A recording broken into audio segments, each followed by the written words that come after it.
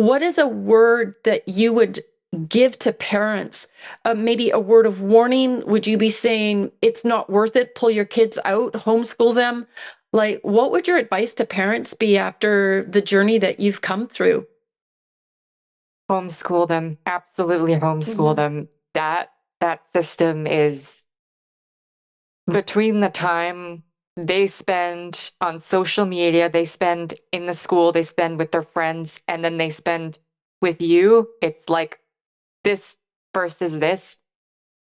You're not going to convince them otherwise, and you should just not put them in there to learn all that. They should honestly like restrict their social media because there's so much terrible, revolting things they will see on there that you're not aware of Mhm. until, it's too late. And yeah, definitely pull them out. And I would say you don't want them oblivious to what is going on in the world. It's kind of the same like with scripture where you should arm yourself with the sword that is scripture so you have that awareness, and so too should they be armed with the knowledge of what is going on in their society and how to combat that, and whether it's worth combating or they should just walk away. Mhm.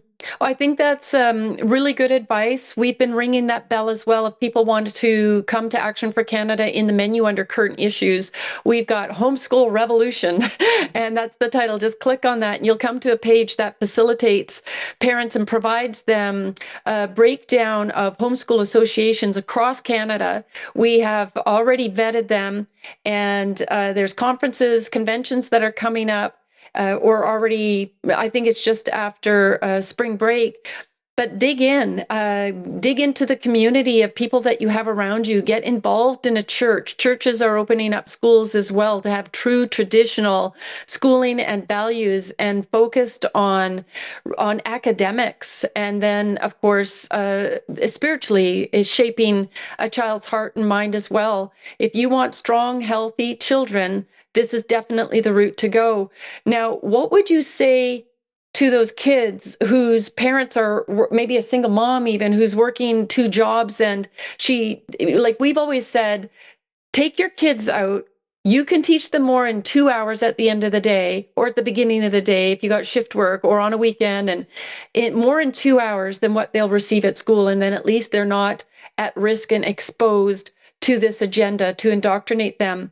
So, for those kids that are in this system, what could you possibly say to them, Sarah, as a warning or from your own testimony or experience, that if they have been presented with saying, hey, you know what, if you're uncomfortable in your body, you're probably gender dysphoric, and them not knowing that in childhood, there's a very high rate of children who are sexually abused or come from very maybe violent homes.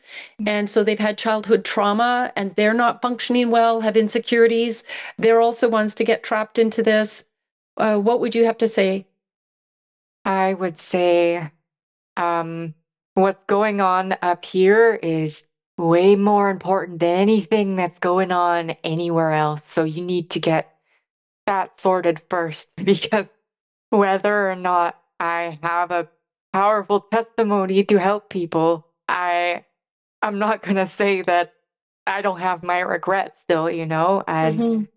if you've gone through horrible things, or maybe it's just something like in internalized homophobia, even where you are like, okay, I'm gay, but if I become a woman, then that makes me straight, and you kind of like Mm. there's so many different cases that go into it. There's people that are, struggle with an eating disorder, or you look online and then you see all those like beautiful women, and then you're like, I'm never gonna look like that. And then that's another way you get talked into. There's just so much to it Mhm. that you need to work through that, and sometimes through working through things, you're going to hear some things that you might not like and they might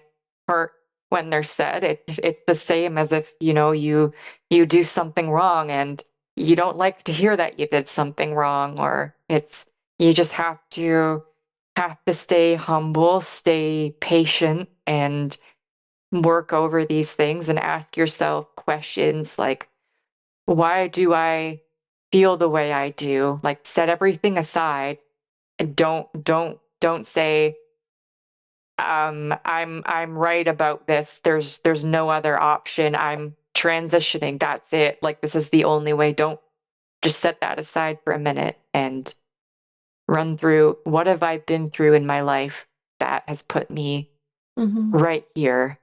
And sometimes, it's the people around you that have to change and not yourself. And those people around you can make you feel like it is yourself when sometimes it's not. So